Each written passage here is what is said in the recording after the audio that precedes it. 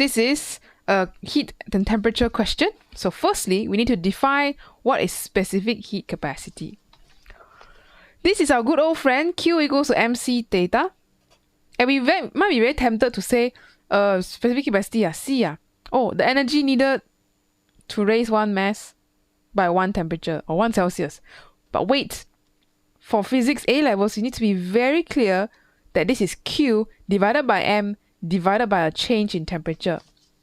So what you can say is that C is the thermal energy, that's Q, required. But you must also say per mass per temperature, just to be safe. So thermal energy required per unit mass per unit temperature, or rather you can say per unit increase, which is a better word, in temperature. Usually in terms of 1 Celsius or 1 Kelvin also works too. Okay, so this way you are very clear that this is divided by and divided by. Instead of saying, oh, it's the energy needed to raise kg of mass by this much. That might be defining something else such as Q. So we want to make sure you have this. Okay, so this is 2 marks. First one comes from thermal energy required per unit mass. Okay, and also per unit increase in temperature. This is the other one. So first one is mass, second one talk about per temperature. Okay, next. A sealed container of fixed volume V contains n molecules, each of mass m, of ideal gas at pressure P. State an expression in terms of V and P and the Boltzmann constant for the thermodynamic temperature of gas. What equation got PV, N, K, T? There's only one, which is PV equals to NKT. But since they want temperature, it's good to rearrange and say T equals to PV over NK. There we go. So this is just 1 mark for the calculation. Okay, next.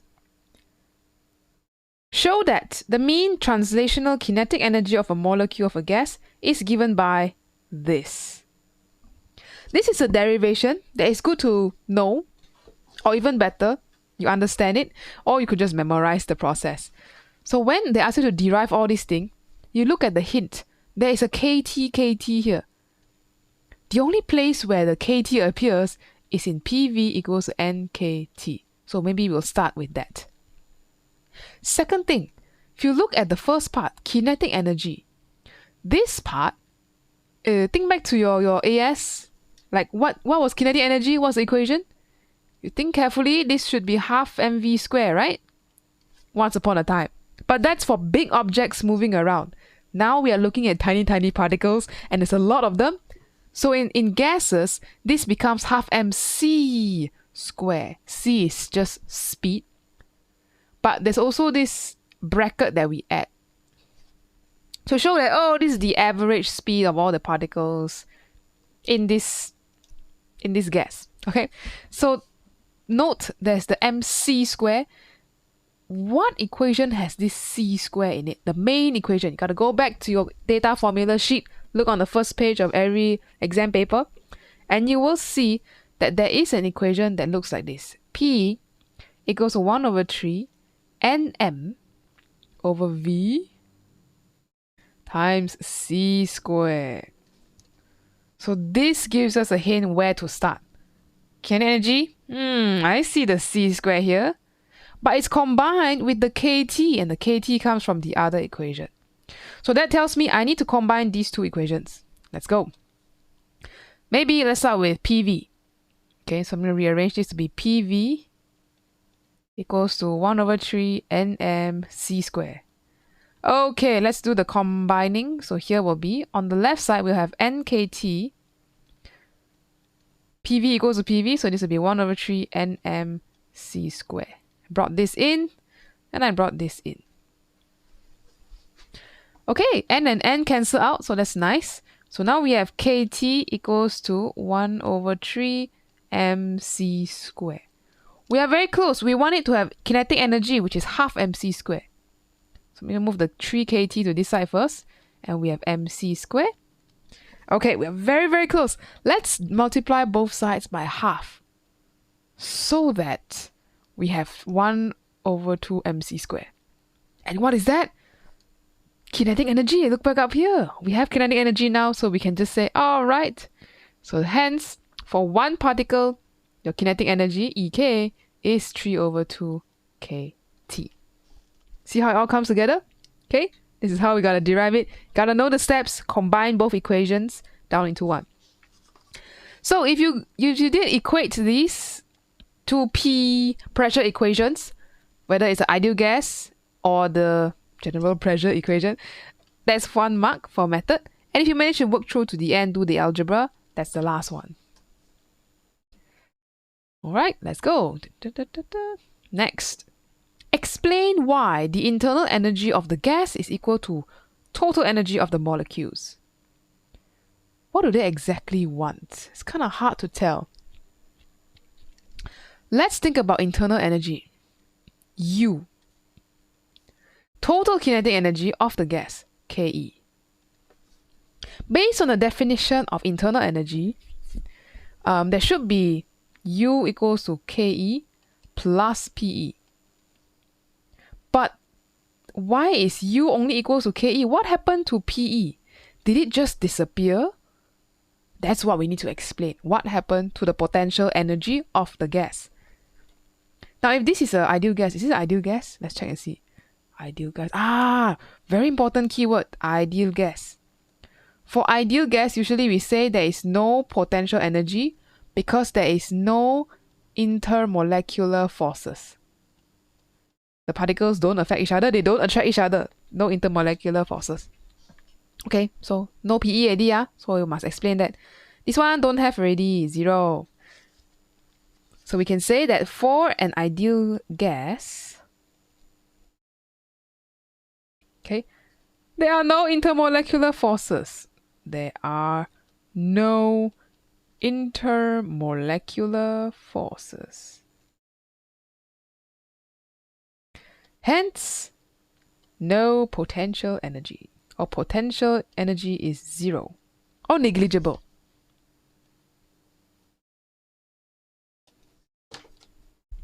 And if you want to throw in an extra line just to add on, you can say that internal energy equals to the sum of random distribution of Ke and Pe. That's the definition of internal energy. Random distribution of kinetic energy and potential energy. So, when there's no potential energy, therefore internal energy is only equals to Ke for this case. That's an extra thing to show that, I know the equation. Okay, so 1 mark comes from no intermolecular forces, hence no potential energy. And automatically they kind of assume that, okay, that's why it's only kinetic energy. So here is B1 and B1. If you do talk about the equation down below though, that's a kind of an extra optional mark. Like what is internal energy, the definition, and that is alternative to saying no intermolecular forces. So either you get this B1 or you say internal energy is the sum of Ke and Pe. That's one. Okay, number 2, or the next one. The gas is supplied with thermal energy Q. Explain with reference to the first law of thermodynamics why the increase in internal energy of the gas is Q. This is very similar to the one above, but a bit different.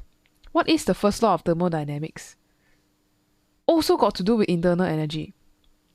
This one says a change in internal energy is related to 2 things. Firstly, the heat supplied or thermal energy plus work done on the gas or by the gas. Notice how these 2 equations are similar, this one and the one above. The one above is the definition of internal energy. What is internal energy? Ke plus Pe. This one is talking about something else. First law of thermodynamics. So we don't want to talk about Ke or Pe anymore. We want to talk about this energy conservation here. in detail, we want to talk about Q and W. So they're saying Y is increase in internal energy equal to Q. What happened to W? Where is the W? Why is it 0? That's what we gotta say. So we can say W is related to a change in volume. Is there a change in volume? We gotta check the front part. So let's see. A sealed container of fixed volume. Fixed volume here tells me that there is no change in volume, so no work done. Because if your pressure is constant, you can say W equals to PV. Or whenever, not necessarily constant lah. W is related to P and delta V. If there's no delta V, there is no work done. So we can say, this is an ideal gas, right? So we can say that the container from above, they told us the container is sealed. So volume is constant. Gas cannot get bigger in volume. So no work done. And you can say, based on the first law of thermodynamics, you can state this out. Q plus W. When W equals to 0, therefore, whatever increase in internal energy is due to Q. What that means is, I have a fixed container right here of gas. I give it some external energy, Q, like heater or something. The gas cannot expand and get bigger, so what you only can do is increase the internal energy, which is its temperature in this case. Okay, so 2 marks here. 1 is coming from you showing that you know what is the first law of thermodynamics, which is this important one. Okay, you got mentioned this equation. That's 1. And if you talk about where did work done go? Volume is constant, no work done. That's the next one. Okay, next. So use the expression in B2. What's the expression in B2? Oh, this one. Half 3 over 2 kT. And the information in C1 to show that the specific heat capacity of the gas is given by this. Man, this one got a lot of equations here, this question. We are going to start off with what is C. We need some equation that has C in it. And the one I can only think about is Q equals to MC delta theta. Or in this case, temperature T. 3 over 2 kT. They did say use the information in B2, so I'm going to rewrite that here as well. There's kinetic energy is 3 over 2 kT. But wait, something is missing. We are looking at the specific capacity of the gas, the whole gas. This 3 over 2 kT is only for one molecule.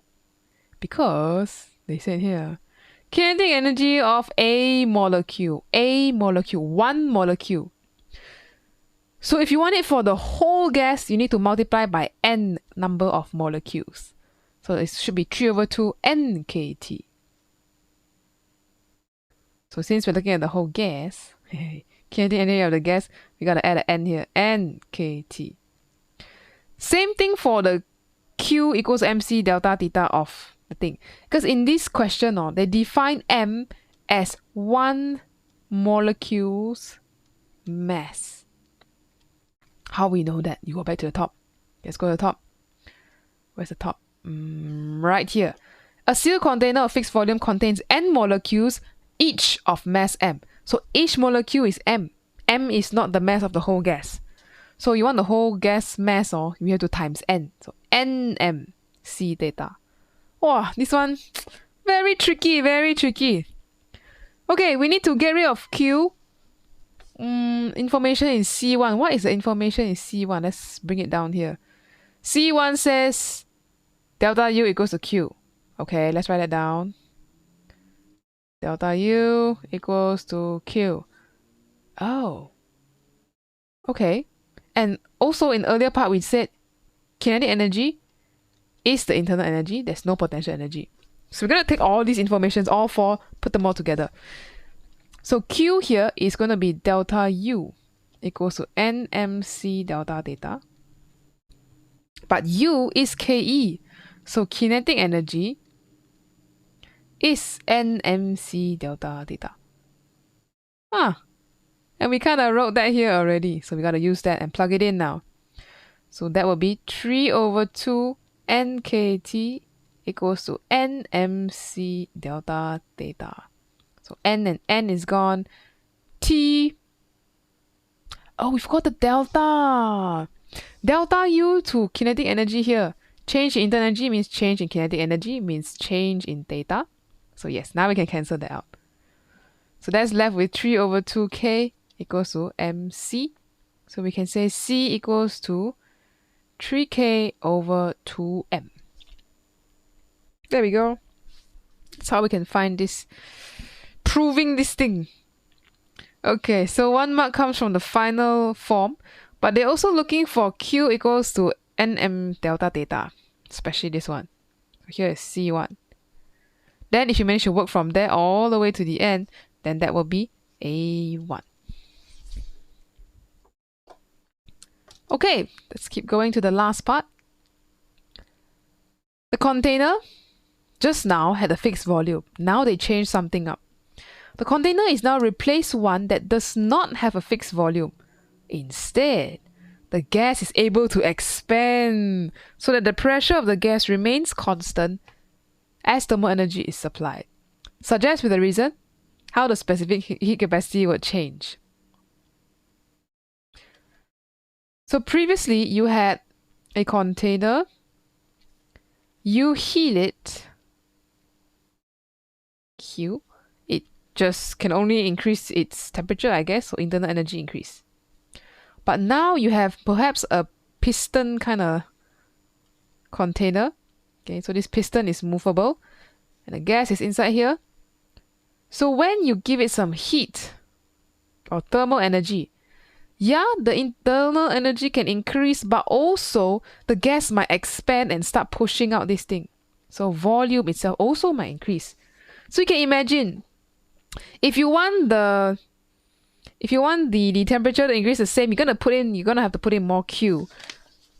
If you want to think about it that way, if you want the temperature to be the same, you can put in more Q. Because now you also have to expand the gas. Previously, you don't need to expand the gas. All the energy goes right into the internal energy. Q becomes U. Now Q becomes U and work done, W. So let's think about equations involved here.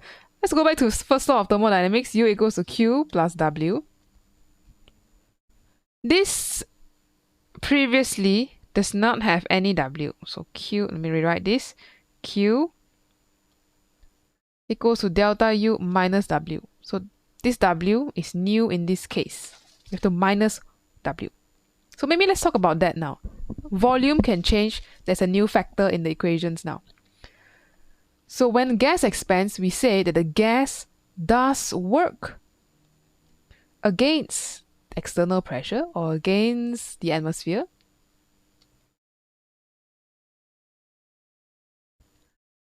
So there is negative W. Negative work done means gas does work against. This is the same thing. Then we talk about how Q will be larger. So you will need a larger Q, okay? Let's take our old equation from up here, from previous one. And we can say that, therefore, since more thermal energy, Q, is needed, if we fix the temperature, needed to increase the same, increase temperature by same amount.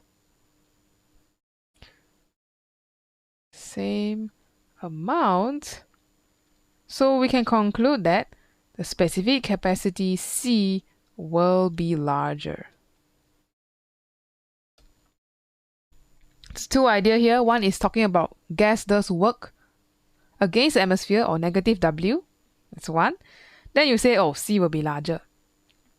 related to the Q. This is B1.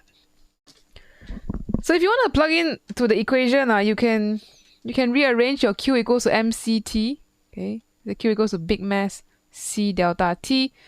If I rearrange that into C, I get C equals to Q over mc delta T. Let's say the mass is the same, T is the same, and Q here, I substitute in this. So the new equation will be C equals to delta U minus W over mc delta. What am I saying? mc delta? No, a C already. M times delta T only. Yeah. M delta T. So whether if I have work done, I will minus off a bit. If I have no work done, there's no such term. This W here is just 0. Okay, so you can use that to kind of think about these equations. But wait, one last thing to add. This is negative work done. Okay. Wait, negative work done, negative W. Move the other side is positive W. Okay.